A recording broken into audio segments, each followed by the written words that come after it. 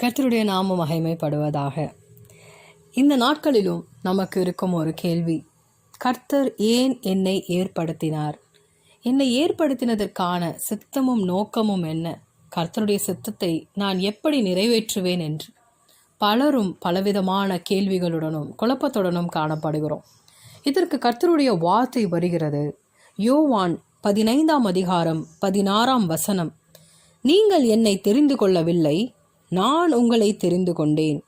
நீங்கள் என் நாமத்தினாலே பிதாவை கேட்டுக்கொள்வது எதுவோ அதை அவர் உங்களுக்கு கொடுக்கத்தக்கதாக நீங்கள் போய் கனி கொடுக்கும்படிக்கும் உங்கள் கனி நிலைத்திருக்கும்படிக்கும் நான் உங்களை ஏற்படுத்தினேன் என்று கர்த்தர் கூறுகிறார்.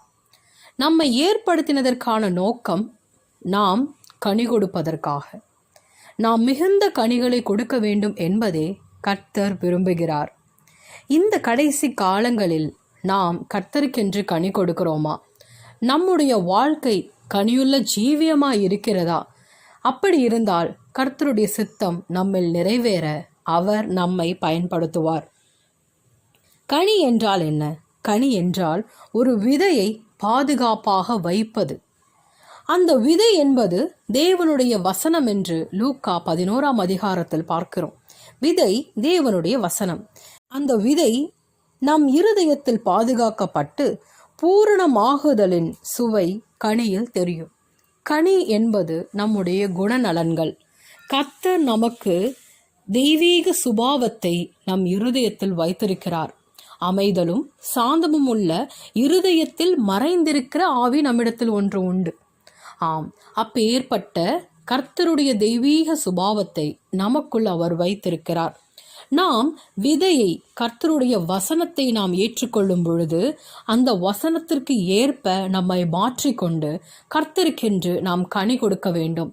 அந்த கனி நம்முடைய குணநலன்களை வெளியே காண்பிப்பதற்கு, அந்த கேரக்டரை நம்ம மற்றவர்களுக்கு காண்பிக்கும் பொழுது அதை கர்த்தர் பிரியமாய் ஏற்றுக்கொள்கிறார்.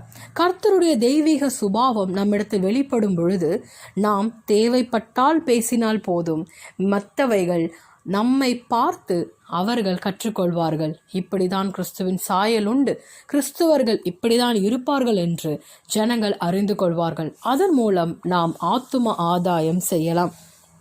சரி, இந்த கனிகள் எப்பேற்பட்டது? இந்த கனிகளை கொடுக்கும் ஜனம் எப்பேற்பட்டவர்களாய் இருக்கிறார்கள் என்று 5 வகையான கனிகளை குறித்து, 5 வகையான மரங்களை குறித்தும் நாம் காணலாம்.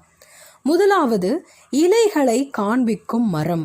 மத்தேயு 21ஆம் அதிகாரம் 19ஆம் வசனம். அப்பொழுது வழியருகே ஒரு அத்தி மரத்தை கண்டு அதனிடத்திற்கு போய் அதிலே இலைகளை அன்றி வேறொன்றையும் காணாமல், இனி ஒரு காலும் உன்னிடத்தில் கனி உண்டாகாதிருக்க கடவது என்றார். உடனே அத்திமரம் பட்டு போயிற்று. ஆம், இலைகளை காண்பிக்கும் மரம் ஒரு காலும் கனியை தராது. அந்த இலைகள் எதற்கு ஒப்பனையாக கூறப்படுகிறது? செழிப்பையும் ஆடம்பரத்தையும் விரும்பும் நபர்கள், கர்த்தருடைய பிள்ளைகள், ரட்சிக்கப்பட்ட ஜனங்கள், அபிஷேகத்தினால் நிரப்பப்பட்டவர்கள், ஆனால் செழிப்புக்கும் ஆடம்பரத்திற்கும் முக்கியத்துவம் தந்து தேவனுடைய தெய்வீக சுபாவத்தை வெளியே காண்பிக்காமல் இருக்கிறார்கள். இவர்கள் ஒருபோதும் கனிதர மாட்டார்கள் என்று கர்த்தர் கூறுகிறார். 2வது வகையான மரம், கசப்பான கனிகளை தரும் மரம். ஏசாயா 5ஆம் அதிகாரம் 4ஆம் வசனத்தில் பார்க்கலாம். நான் என் திராட்சை தோட்டத்திற்காக செய்யாத எந்த வேலையை அதற்கு இனி செய்யலாம்? அது நல்ல திராட்சை பழங்களை தரும் என்று நான் காத்திருக்க அது கசப்பான பழங்களை தந்ததென்ன? கசப்பான பழங்களை தரும் மரமாயிருக்கிறது. கிறிஸ்துவ வாழ்க்கையில் தேவ ஜனங்கள் கசப்பான கனிகளை கர்த்தருக்கு முன்பாகவும் மனுஷருக்கு முன்பாகவும் தருகிறார்கள். இவர்கள் யார்? தேவனிடத்தில் நன்மையை பெற்றுக்கொள்வார்கள். ஆனால் கசப்பான இருதயத்தில் கசப்பான வைராக்கியம், விரோதம், கோபம், சண்டைகள், பிரிவினைகள் என்று கசப்பான வேரை இருதயத்தில் சுமந்து கொண்டிருப்பார்கள். அவர்கள் கசப்பான கனிகளை தருவார்கள். எத்தனையோ மரம் இருக்கிறது, அதில் வேப்ப மரத்திற்கு ஒரு கசப்பு தன்மை உண்டு. அதுபோல இருதயத்தில் வைராக்கியத்தையும் கோபத்தையும் சண்டைகளையும் பலவிதமான கசப்பான விரோதத்தையும் வைத்திருக்கிறவர்கள் கசப்பான கனிகளை தருகிறார்கள். இவர்களை குறித்து கர்த்தர் கூறுகிறார், இவர்களுக்கு நான் எத்தனை நன்மை செய்தாலும் இவர்களுக்கு கசப்பான கனிகளை தவிர வேறு ஒன்றும் கொடுக்க முடியாது. இவர்களை நான் எப்படி பயன்படுத்துவேன் என்று கர்த்தர் கூறுகிறார். மூன்றாவது கனி, தனக்குத்தானே கனி தரும் மரம். வாசிப்போம். ஓசியா 10ஆம் அதிகாரம் 1ஆம் வசனம். இஸ்ரவேல் பலனற்ற திராட்சை செடி, அது தனக்குத்தானே கனி கொடுக்கிறது. ஆம், தனக்குத்தானே கனி கொடுப்பவர்கள் அநேக நன்மைகளை பெற்றுக்கொண்டாலும், அநேக ஆசீர்வாதங்களை கர்த்தரிடத்திலிருந்து பெற்றுக்கொண்டாலும், தன்னை தவிர மற்ற யாரும் நல்லா இருக்கக்கூடாது என்று நினைப்பவர்கள் சுயநலவாதிகளை இது குறிப்பிடுகிறது.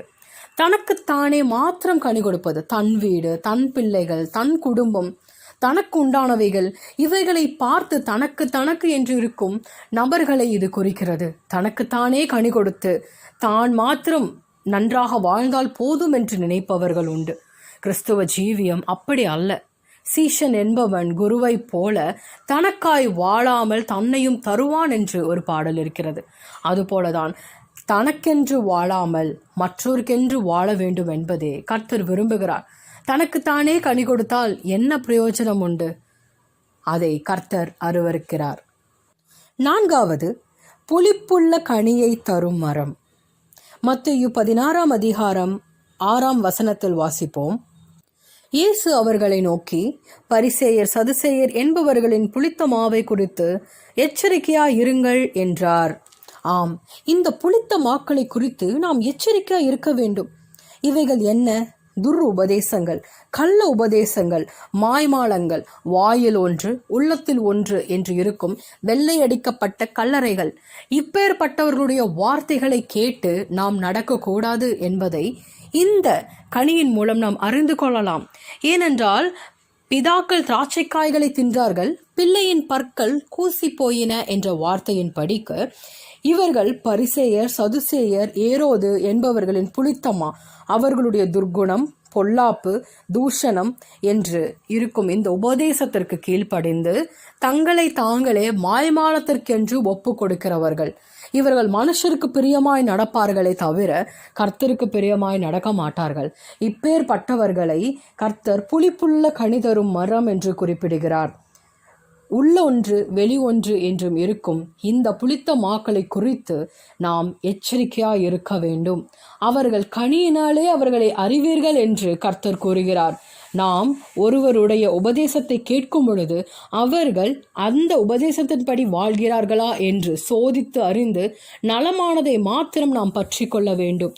கர்த்தருடைய பிள்ளைகள் கிறிஸ்துவ ஜீவியத்தில் ஒருவருக்கு ஒருவர் விரோதமாயோ ஒருவருக்கு ஒருவர் எதிர்த்தோ நின்று இந்த ஊழியத்தை செய்யக்கூடாது.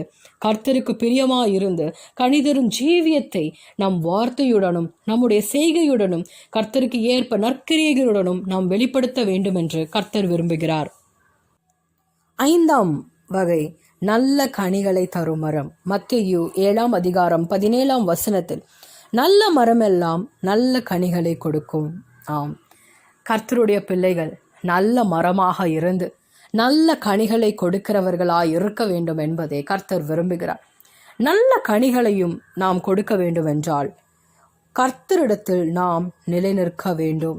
யோவான் 15ஆம் அதிகாரம் 5ஆம் வசனத்தில் நாம் வாசிக்கலாம், ஒருவன் என்னிலும் நான் அவனிலும் நிலைத்திருந்தால் மிகுந்த கனிகளை கொடுப்பான் என்று கர்த்தர் கூறுகிறார். ஆம், நாம் கர்த்தருக்குள் நிலைத்திருக்க வேண்டும். கிறிஸ்து இயேசுவுக்குள் எப்பொழுதும் நான் நிலைத்திருக்க வேண்டும். கிறிஸ்து இயேசுவில் இருந்த சிந்தை நமக்குள் இருக்க வேண்டும். முடிவு பரியந்தமும் பிதாவின் சித்தத்திற்கு கீழ்ப்படிந்தவராய் தன்னை தானே வெறுமையாக்கி அவர் அடிமையின் கோலத்தை எடுத்து அவர் முடிவு பரியந்தம், அதாவது சிலுவையின் முடிவு பரியந்தம் தம்மை தாழ்த்தி பிதாவுக்கு கீழ்ப்படிந்தவராய் இருந்தது போல நாமும் முடிவு பரியந்தம் கர்த்தருக்கு கீழ்ப்படிந்தவர்களாய் இருந்து கர்த்தருடைய வார்த்தையை கேட்டு வசனத்தில் நாம் வளர்வோமே என்றால் நல்ல கனிகளை கொடுப்போம். நல்ல கனிகளை மாத்திரமல்ல, மிகுந்த கனிகளை கொடுப்போம் என்று கர்த்தர் கூறுகிறார். இந்த கடைசி காலங்களில் நாம் கர்த்தரோடு இணைந்திருந்து அவர் விரும்பும் கனிகளை கொடுப்போம். மிகுந்த கனிகளை கொடுத்து அநேகரை ஆத்தும ஆதாயம் செய்து பரலோக ராஜ்யத்திற்கு நாம் கூட்டி செல்வோம். நம்முடைய கனிகளை அறிந்து நீங்கள் கர்த்தருக்கென்று நிலைநிற்பீர்களாக. நீங்கள் எப்பேற்பட்ட மரமாய் இருக்கிறீர்கள் சோதித்து பார்ப்போம். மனம் திரும்புங்கள், பரலோக ராஜ்யம் சமீபமாய் இருக்கிறது. இயேசு கிறிஸ்துவின் வருகைக்கு ஆயத்தமாவோம். ஆமேன், ஆமேன்.